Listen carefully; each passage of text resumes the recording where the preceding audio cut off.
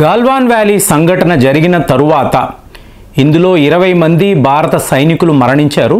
100కు పైగా peoples liberation ఆర్మీకి సంబంధించిన సోల్జర్స్. సో వీళ్ళు గాయాల పాలవడము, మరణించడాలు, దీని మీద చాలా వీడియోస్లో మాట్లాడుకున్నాం. సో భారత్ వైపు నుంచి ఇమీడియట్ రెస్పాన్స్ ఏమిటి అంటే, చైనాకు సంబంధించిన డైరెక్ట్ ఫ్లైట్స్ ఉంటాయి చూసారా, వీటిని మనం క్యాన్సిల్ చేసాం. సో మొన్న కూడా వాళ్ళు మళ్ళీ రిజ్యూమ్ చేయండి, ఢిల్లీ నుంచి చైనా వరకు డైరెక్ట్ ఫ్లైట్స్ పెట్టుకుందాము అంటే, లేదండి కుదరదు, మాకు సెక్యూరిటీ ప్రాబ్లం అని చెప్పి మనం వాళ్ళ ప్రపోజల్ని రిజెక్ట్ చేసాం. సో ఇవాళ వచ్చే వార్తలు ఏమిటి అంటే, ఫారిన్ డైరెక్ట్ ఇన్వెస్ట్మెంట్ అని అంటారు. అంటే వివిధ దేశాల నుంచి భారత్లోకి వచ్చే పెట్టుబడులు. ఇవాళ ఇది ఒక ఎమర్జింగ్ మార్కెట్ అండి. మీకు జీడిపిలో హైయెస్ట్గా పర్ఫామ్ అవుతున్న కంట్రీ కాబట్టి ప్రతి ఒక్క దేశము కూడా, ఒక అమెరికా నండి, కెనడా నండి, యూకే, వీళ్ళందరూ కూడా భారత్లో ఇన్వెస్ట్ చేయడానికి ఎన్నో మెథడ్స్, అది షేర్ మార్కెట్ అనండి, లేదా మీకు రియల్ ఎస్టేట్, ఇన్ఫ్రా, మీకు అలాగే ఆటోమొబైల్స్, ఈ రంగాలలో ఫారిన్ డైరెక్ట్ ఇన్వెస్ట్మెంట్ చేయాలి అనే ప్రయత్నాలు విపరీతంగా చేస్తున్నారు. కానీ మీరు డేటాను చూసారనుకోండి, ఫైనాన్షియల్ ఇయర్ 2023 చైనా అప్లికేషన్స్, వీటికి మాత్రమే మనము అప్రూవల్ అనేది ఇచ్చాం. మరి ఎన్ని అప్లికేషన్స్ను రిజెక్ట్ చేసాము అంటే, ఏకంగా 55 అప్లికేషన్స్. ఎందుకు ఇలా చేస్తున్నాము అంటే, నేషనల్ సెక్యూరిటీ, చైనాను నమ్మకూడదు, చైనా అనే దేశము మన శత్రువు.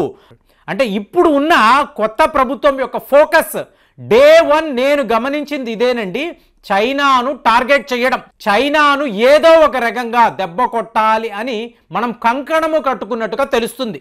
సో ఇందులో ఒక్క రూపాయి కూడా, అంటే ఏంటి ఈ రూల్ ఎలా ఉంటుందంటే, భారత్కి చుట్టూరుతో ఎన్నో దేశాలు ఉంటాయి చూసారా, అందులో ల్యాండ్ బార్డర్స్, అంటే ఎవరైతే ల్యాండ్ బార్డర్స్ కలిగి ఉన్నారో వాళ్ళు ముందు గవర్నమెంట్ దగ్గర పర్మిషన్ తీసుకోవాలి. అంటే ఈ రూటింగ్ అనేది గవర్నమెంట్ ద్వారానే జరగాలి.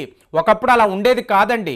ఒక కంపెనీతో మాట్లాడుకోవడము, డైరెక్ట్గా ఆ దేశం వచ్చి పెట్టుబడులు పెట్టడం, దీన్నే ఫారిన్ డైరెక్ట్ ఇన్వెస్ట్మెంట్ అంటారు. ఇవాళ అలా లేదు. సో మీరు గమనించారు అనుకోండి, చైనా అంటే టిబెట్ అనాలి, చైనా అనకూడదు, టిబెట్, అలాగే భూటాన్, నేపాల్, మీకు బంగ్లాదేశ్, మయన్మార్, సో ఇలాంటి దేశాలంతా కూడా, పాకిస్తాన్ కూడా కలుపుకోవాలి. ఎందుకంటే వాళ్ళు కూడా ప్రయత్నాలు చేస్తూ ఉంటారు మన దేశంలో ఇన్వెస్ట్ చేయడానికి. సో ఈ దేశాలంతా ఏంటి, మనతో ల్యాండ్ బార్డర్ కలిగిన దేశాలు, ఒక శ్రీలంకను, మాల్దీవ్స్ అలా కాదన్నమాట. సో వీళ్ళు గవర్నమెంట్ దగ్గరికి రావాలి, అప్రూవల్ తీసుకొని అప్పుడే వీళ్ళు మన దేశంలో వ్యాపారం చెయ్యాలి. ఇలాంటి ఒక రూల్ని మనం పెట్టాం. సో ఇది డైరెక్ట్గా పాకిస్తాన్ చైనాను టార్గెట్ చేసి పెట్టిన ఒక విధానము. దీని ప్రకారము వాళ్ళ ఇన్వెస్ట్మెంట్స్ భారత్లోకి రాకూడదు. 2019 వరకు మీరు చూసారనుకోండి ఫ్రెండ్స్, మీకు 8 బిలియన్ అమెరికన్ డాలర్స్ చైనా పెట్టుబడులు మన దేశంలో ఉన్నాయి. ఏమంటే ఇది మంచిదే కదా అంటే, నేషనల్ సెక్యూరిటీ అని ఆలోచించారనుకోండి, మీరు వెళ్ళి ఒక చైనా ఫోన్ కొంటారండి, వాడతారు, దానికి సంబంధించిన వివరాలు మీరు ఇవ్వాలి, మీ పేరు, మీ వయసు, మీరు ఎక్కడ ఉంటారు, ఏ ఉద్యోగము చేస్తారు, ఈ డేటా అంతా నేరుగా చైనాకు వెళ్ళిపోతుంది. చైనా ఫోన్లో కొన్ని పరికరాలు ఉంటాయి, ఈ ఫోన్ని వాడడము ఈ సిగ్నల్స్ అంతా కూడా చైనాకు వెళ్ళిపోతుంది. అలాంటి, అంటే మీకు ఎక్కడా కూడా ట్రాన్స్పరెన్సీ ఉండదు. మీకు ప్రతి ఒక్క అడుగడుగున వాడు ఏదో ఒక రకంగా భారత్ను ఇబ్బంది పెట్టాలని చూస్తాడు, మనల్ని మోసము చేయాలని చూస్తాడు. అలాంటి ఒక దేశం యొక్క పెట్టుబడులు మనకు కావాలా? అక్కరలేదు కదా. మీరు 2019 ముందు చూసారనుకోండి, 2 లక్షల వీసాలు మనం ప్రతి సంవత్సరం చైనా టూరిస్టులకి ఇచ్చేవాళ్ళం. ఇవాళ అది 2000కు వచ్చేసింది. అంటే మనము చైనా అప్లికేషన్ అంటేనే రిజెక్ట్ అంటాం, వీసాలు ఇవ్వం. ఎందుకు? వచ్చే వాళ్ళలో ఎంతోమంది స్పైలు ఉంటారు, వీళ్ళు మన దేశంలో ఓవర్ స్టే చేయొచ్చు, ఎన్నో రకాల గూఢాచార వ్యవస్థలు వీళ్ళు కలిగి ఉంటారు. ఇప్పుడు మీరు గమనించారనుకోండి, చైనాను మీరు ఆపారు, వాడు ఏం చేస్తాడు, త్రూ సింగపూర్ అంటాడు, త్రూ హాంకాంగ్, త్రూ మొరీషియస్, అక్కడ కొన్ని కంపెనీస్ని పెట్టి వాటి ద్వారా మళ్ళీ భారత్లో పెట్టుబడులు అనేవి పెట్టిస్తాడు. అంటే ఏదో ఒక రకంగా మన దేశంలోకి రావాలి, ఇక్కడ వ్యాపారం చేయాలి, ఇక్కడ మన డబ్బుని కొల్లగొట్టాలి, ట్యాక్సులు ఎగ్గొట్టేసి పారిపోవాలి. ఇలాంటి ఆలోచనలోనే చైనా కంపెనీలు ఉంటాయి. కానీ ఇక్కడ ఏమైంది ఏమంటే గాల్వాన్ వ్యాలీలో 20 మంది మరణించారండి. సైనికులే కదా పోయారు, వాళ్ళకి మనం కాంపన్సేషన్ ఇస్తాం కదా. దీనికోసం ఎవరైనా వ్యాపారాన్ని పోగొట్టుకుంటారా? లైన్ ఆఫ్ యాక్చువల్ కంట్రోల్ దగ్గర గొడవలు ఉన్నాయి. దానికి మన వ్యాపారానికి ఏమిటి సంబంధము అంటే, మీకు ఒక దేశభక్తి కలిగిన నాయకుడు ఇక్కడ ఉండడం ప్రాబ్లం అండి. కుటుంబం లేదు, ఫ్యామిలీ లేదు, పిల్లా జల్లా లేదు, ఏమీ లేదు. కాబట్టి నాకు నా దేశమే ముఖ్యము అని మాట్లాడతాడు.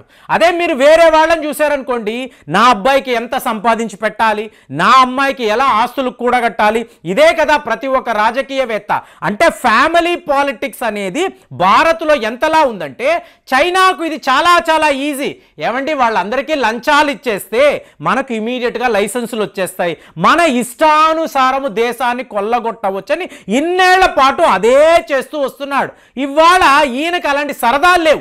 దాంతో దేశానికి ఇబ్బంది అంటే నో అంటాడు. ఇదెక్కడ గొడవరా బాబు, నువ్వు ఎందుకు ఇలా ప్రవర్తిస్తావు, నీకు ఎంత కావాలో చెప్పు, మేము ఇస్తాము కదా, మా వ్యాపారాన్ని ఎందుకు నువ్వు దెబ్బ కొడుతున్నావు, ఇది వీళ్ళు ఆలోచిస్తున్నారు.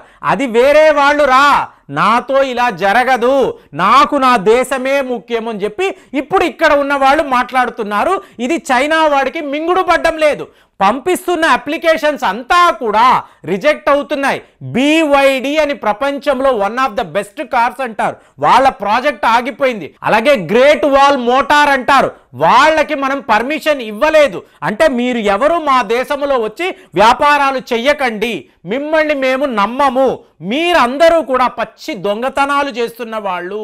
కాబట్టి ఎలా చూసుకున్నా చైనా కంపెనీస్ అంటేనే భారత్ తన హైయెస్ట్ లెవెల్లో ఉండే టూల్స్, డేటాబేస్, అలాగే మన దగ్గర ఉండే ఆర్టిఫిషియల్ ఇంటెలిజెన్స్, అంటే వీడు చైనా నుంచి రాడండి, హాంకాంగ్ నుంచి వస్తాడు. సో ఎవరెవరు ఇందులో ఇన్వాల్వ్ అయ్యి ఉన్నారు, ఈ బోర్డ్ ఆఫ్ డైరెక్టర్స్ ఎవరు, వీళ్ళు చేస్తున్న పనులేంటి, వీళ్ళ ఆరిజిన్ ఏంటి, ఎక్కడి నుంచి వీళ్ళు వస్తున్నారు, క్షుణ్ణంగా పరిశీలించండి. మొత్తము మన దగ్గర ఉండే టూల్స్ని వాడండి, ఎక్కడా కూడా డీవియేట్ అవ్వకండి. చైనా అంటేనే మన శత్రువు, వాడి వల్ల మనకు సమస్యలే ఎక్కువ, ఇది జరగకూడదు అని చెప్పి మనము క్లియర్గా ప్రతి ఒక్క డిపార్ట్మెంట్కి కూడా ఇవాళ ఇన్స్ట్రక్షన్స్ ఇవ్వడము. మీరు మామూలుగా వరల్డ్ ట్రేడ్ ఆర్గనైజేషన్ అన్నారు అనుకోండి, అక్కడ ఇలా కుదరదండి. ఆ దేశానికి సంబంధించిన కంపెనీస్ వచ్చి పెట్టుబడులు పెడతాము అంటే మనం కాదు అని అనలేము. ఇది ఒక డెమోక్రటిక్ ప్రాసెస్ అంటారు. కానీ మన దేశం యొక్క నేషనల్ సెక్యూరిటీ అన్నప్పుడు చైనాని మాత్రం మనము ఒప్పుకోము. అలాంటి ఒక సిట్యువేషన్ ఇవాళ ఉండడముతో డైరెక్ట్ ఫ్లైట్ అన్నారు, అలాగే మీకు మోటార్స్, ఆటోమొబైల్స్, ఇన్ఫ్రా, ఇన్ని రంగాలలో మేము వస్తాము, మాకు ఫారిన్ డైరెక్ట్ ఇన్వెస్ట్మెంట్ ఫెసిలిటీ ఇవ్వండి అని ఇన్ని అప్లికేషన్స్ పెడుతూ ఉంటే టోటల్గా రిజెక్ట్ అయిపోవడము. అట్ ది సేమ్ టైం రష్యాకు సంబంధించిన పెట్టుబడులు ఇక్కడ మనం ఒప్పుకోవడము. అమెరికా, కెనడా కూడా ఇవాళ మన శత్రు దేశమే, కానీ వాళ్ళ ఫారిన్ డైరెక్ట్ ఇన్వెస్ట్మెంట్ని కూడా మనం యాక్సెప్ట్ చేస్తున్నాం. దాంతో చైనా వాడు ఉక్కిరి బిక్కిరి అయిపోయి ఏమి చెయ్యాలో తెలియక ఎన్ని రకాల, అంటే మీకు ఫాస్టెస్ట్ గ్రోయింగ్ మార్కెట్ కదండి, కాబట్టి వాడికి లక్షల కోట్లు నష్టము కలుగుతుంది ఇక్కడ పెట్టుబడులు పెట్టకపోతే. ఇది తెలిసే మనం ఇలాంటి కండిషన్స్ పెట్టాము. మరి చైనా వాడి ఇలా గిలగిలా తన్నుకోవడము, ఏమి చెయ్యలేని పరిస్థితులు, మనల్ని హ్యాండిల్ చేయలేక నానా యాతనలు పడ్డము. దీన్ని మీరు ఎలా చూస్తున్నారు? అంటే మన నిర్ణయాలు $8 బిలియన్ అమెరికన్ డాలర్సే అవ్వచ్చు, నో కుదరదు అని చెప్పి చెప్తున్నాము. దీనిని మీరు ఎలా చూస్తున్నారు? కామెంట్స్లో రాయండి. మళ్ళీ వచ్చే వీడియోలో కలుద్దాం. జై హింద్.